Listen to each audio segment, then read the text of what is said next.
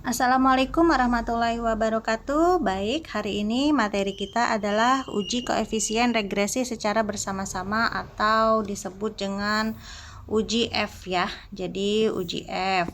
Baik. Oke, kita lanjut. Uji F ini digunakan untuk mengetahui apakah variabel independen X1, X2 sampai Xn, bisa jadi kan kalian itu X-nya sampai 3 atau 4 ya, berarti X1, X2, X3 dan X4 secara bersama-sama. Ingat, secara bersama-sama berpengaruh secara signifikan terhadap variabel dependen atau Y. Jadi uji F itu juga disebut dengan uji simultan ya, uji bersama-sama untuk mengetahui apakah variabel independennya semuanya X1, X2, X3, X4 bahkan mungkin sampai X10 berpengaruh secara signifikan terhadap variabel dependen. Nah, kata kuncinya apa? Bersama-sama.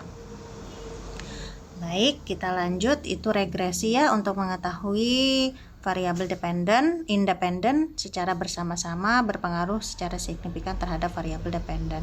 Nah, seperti contoh kemarin di kasus ibu kan N-nya ibu itu 18. Ingat, N ibu 18. Kalau N kalian beda-beda ya. N ibu 18. Kalau N kalian itu kemarin kan minimal 75 ya, tapi ada yang 80, ada yang 100. Itu untuk N. N adalah sampel ya. Oke, sampel, jangan lupa N adalah sampel. Nah, di mana kita mengetahui untuk membaca analisis kita, uji F kita itu bagaimana? Di tabel ANOVA, di hasil olahan SPSS kalian ya. Hasil olahan SPSS kalian, lihat di sana tabel ANOVA. Nah, yang mana yang dilihat ini? Yang dilihat yang ini ya. Ini F ini. F ibu 25,465 ya, 465. Ini adalah F hitung. Ingat, ini adalah F hitung. Oke. F hitung di tabel hasil olahan SPSS, judulnya ANOVA. Ini yang kita cek, tabel F hitung. Kalian masing-masing punya semua ya. Terus tahapannya, nah tahapan untuk menguji uji F ini adalah 7 tahapan. 1 sampai 7 kesimpulan. Oke. Yang pertama kita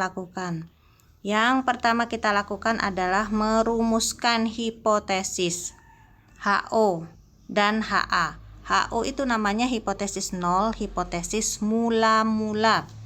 Berarti hipotesis mula-mula ya. Oke, HO mula-mula. Kalau HO itu bunyinya tidak ada pengaruh secara signifikan antara price earning ratio dan return of investment secara bersama-sama terhadap harga saham. Nanti kalau kalian mau buat HO sendiri, tinggal diganti aja. Tidak ada pengaruh signifikan antara X1 kalian, atau kalau 2 X-nya dan X2, tapi kalau 3 X-nya X1, X2, dan X3 gitu ya. Secara bersama-sama, jangan lupa secara bersama-sama karena ini adalah kata kuncinya, karena uji simultan, uji F terhadap Y ya, harga saham. Jadi kalian masing-masing bisa merumuskan hipotesis HO dan HA. Nah, bedanya kalau HA apa? HA adalah ada pengaruh.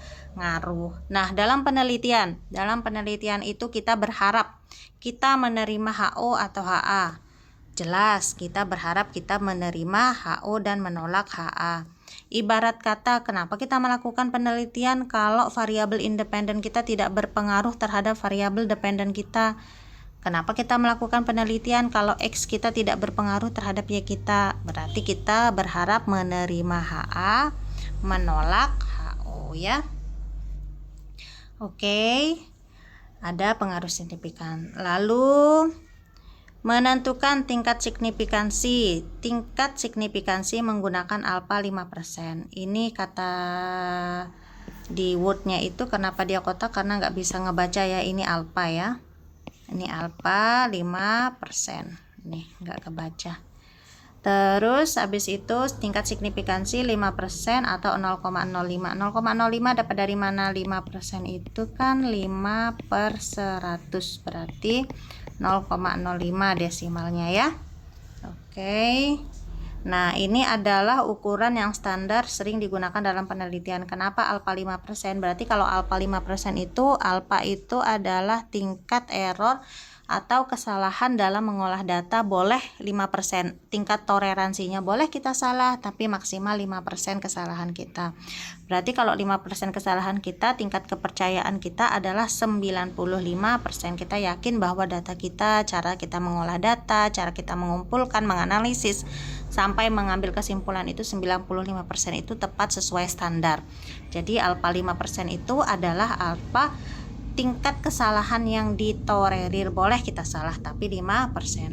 Nah, terus menentukan F hitung. Seperti tadi, F hitung itu didapatkan dari tabel hasil olahan SPSS ANOVA yang ini ya. F hitung 25,465 ini adalah F hitung. Baik, lanjut. 1, 2, 3 tahapan. Oke. Jadi yang satu kalian sama HO, HA tidak ada pengaruh, HA ada pengaruh, tinggal di spill X-nya. Nomor 2, menentukan tingkat signifikansi, otomatis kalian semua sama, tingkat signifikansi dengan alfa 5%. Terus yang nomor 3, menentukan F hitung berdasarkan tabel di peluru F hitung sebesar 25 ya. 25,45 didapatkan dari tabel yang judulnya ANOVA. Nah, sekarang diperhatikan menentukan F tabel. Ini kan namanya F hitung yang dari tabel ANOVA ya. Terus kita menentukan F tabel. Jadi F tabel itu kita ambil dari tabel yang sudah Ibu berikan di bahan ajar F tabel ya. Nanti dilihat saja di F tabel. Oke, kita baca dulu ya. Menentukan F tabel dengan menggunakan tingkat keyakinan 95%, alfa 5% berarti tingkat keyakinannya 95%. DF 1 jumlah variabel min 1. Dari mana dapat jumlah variabel? Jumlah variabel itu adalah keseluruhan jumlah variabel. Ibu itu kan X-nya 2 ya. Y-nya 1. Berarti jumlah variabelnya 2, salah ini ya. Salah 1. 2 tambah 1 sama dengan 3. Berarti jumlah variabel Ibu 3. 3 dikurangi 1 sama dengan 2. Nah, 2 ini adalah DF1 ya. DF1 dan DF2, N min K min 1. N itu adalah sampel. K itu adalah variabel independen. 1 ya 1 rumus ya. Berarti 18 dikurangi 2 dikurangi 1, 15 untuk DF2. Jadi nanti kalian tentukan dulu DF kalian. DF1 kalian berapa? DF2 kalian berapa ya? DF1, DF2, oke. DF1 didapatkan dari jumlah variabel dikurangi 1. Jumlah variabel itu berapa X, berapa Y digabung terus kurangi 1. Ini rumus ya. Terus lalu DF2 N min K min 1. N itu sampel, kalian rata-rata 75, ada yang 80, ada bahkan 100. K itu adalah variabel independen, X-nya ya 1 ya 1. Kalau Ibu berarti 18 dikurangi 2 dikurangi 1, 15. Berarti DF1 Ibu itu 2, DF2 Ibu 15. Oke, clear ya untuk menentukan F tabel. DF1, DF2. Baik, lanjut. Apabila sudah ketemu, kita cari di F tabel. Tapi sebelum itu, misalnya kalian mau cari ya, kalian mau cari menggunakan Excel, bisa dengan rumusnya. Nih, di sel itu ketik sama dengan dulu ya, sama dengan, terus find V, terus buka kurung 0,05 untuk alfa, 2 ini untuk DF1, 15 ini untuk DF2, tutup kurung lalu enter, keluarlah hasil seperti ini ya. Tapi kita juga bisa cari di F tabel. Ini di Excel ya, ini di Excel. Oke. Misalnya nanti kalau di Excelnya itu nggak mau dia koma, pas di enter keluar tanda tidak mau membaca koma, berarti sama dengan ketik find V, buka kurung 0,05, bisa jadi itu titik koma atau titik 2, cek di laptop kalian itu maunya apa, titik koma atau titik 2. Kalau ini kan koma, 2 titik koma lagi 15 tutup kurung enter, pasti keluar seperti ini 3,683. Oke, sekarang kalau menggunakan F tabel bagaimana? Oke, kita ingat ya, DF1 kita 2, DF2 kita 15, kita mau menggunakan F tabel. Kita ke F tabel. Nah, di sini ada F tabel dengan probability 0,05, berarti 5% alfanya ya. Misalnya kalau kalian melakukan penelitian, alfa kalian ada yang 1%, karena kalian yakin kalian teliti, kreatif, dan rajin gitu ya, teliti banget. Jadi kalian yakin 99% tingkat keyakinan kalian 1% alfanya boleh. Berarti bukan ini yang kalian gunakan. Ada lagi titik presentasi distribusi F probability 0,01.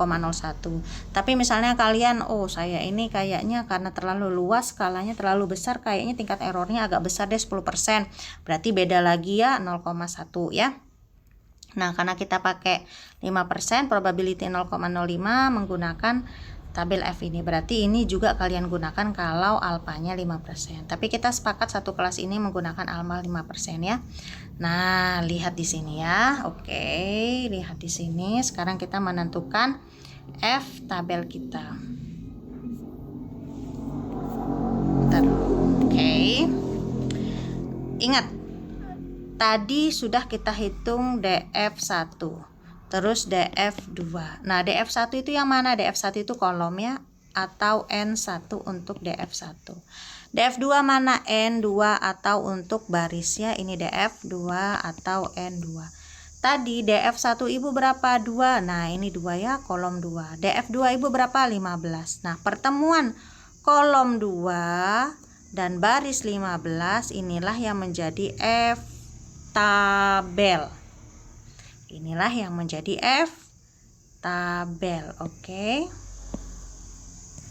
F tabel ya. 3,68. Dari mana? Ingat, DF1 dan DF2. DF1 untuk kolom, DF1 untuk kolom, DF2 untuk baris ya. Ini DF1. DF1 nih DF2. Tadi DF1 ibu 2, DF2 ibu 15 ya, 15 berarti pertemuan kolom 2 dan baris 15 3,68. Nanti kalian cari sendiri. Misalnya kalau N-nya misal N 75 ya. Terus X-nya 2, berarti DF1-nya berapa? DF1 itu jumlah variabel dikurangi 1. Kalau X-nya 2, Y-nya 1, berarti jumlah variabelnya 3 dikurangi 1, 2 ya. Terus misalnya DF2-nya berarti N min K min 1, berarti 75 dikurangi 2 dikurangi 1 sama dengan 72. Berarti DF1-nya 2, ini 2 di sini. Buang dulu. Tadi sudah kita hitung yang X2 N75, DF1-nya 2, DF2-nya 72. 72. Oke, kalau 72 berarti di bawah ya. 72. Nah, 72. Nah, yang N-nya 75, X-nya 2, berarti 272. Ketemunya di 3,12. Namun kan ada yang 80 N-nya ya, ada yang 100. Nanti tinggal dicari. Oke, itu mencari F tabel. Sudah ketemu ya F tabelnya. Kita balik lagi. Nah, sudah kita ketemukan F tabelnya 3,68. Bu, tadi di tabel 3,68 aja. Iya, boleh. 2 angka di belakang koma, 3 angka di belakang koma, tidak masalah. Kalau pakai Excel itu dia lebih detail. Tapi tetap 3,68, boleh 2, boleh 3 ya. Pasti sama aja. Nah, terus kriteria pengujian. Nah, kriteria pengujian untuk nomor 5 ini baku ya, tidak diganti-ganti. HO diterima jika F hitung lebih kecil daripada F tabel. Oke. Yang kedua kriterianya HO ditolak jika F hitung lebih besar daripada F tabel. Nah, sekarang F tabel ibu 3,68. Terus F hitung ibu 25. Oke. 3,68 ya. F tabel ibu 3,68. F hitung ibu 25. Mana yang lebih besar, F hitung apa F tabel? Tentu F hitung lebih besar 25. Berarti ini ya, F hitung lebih besar daripada F tabel, berarti HO ditolak. HO ditolak artinya HA diterima. Baik, HO ditolak. Nilai F hitung lebih besar daripada F tabel, maka HO ditolak. Nah, yang menjadi kesimpulan itu adalah hipotesis yang diterima. Hipotesis yang mana yang diterima? Hipotesis alternatif kan? Berarti ada pengaruh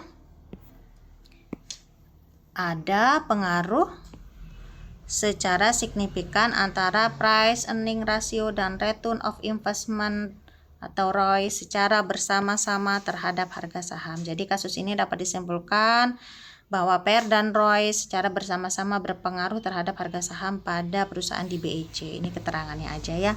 Karena F hitung ibu lebih besar daripada F tabel.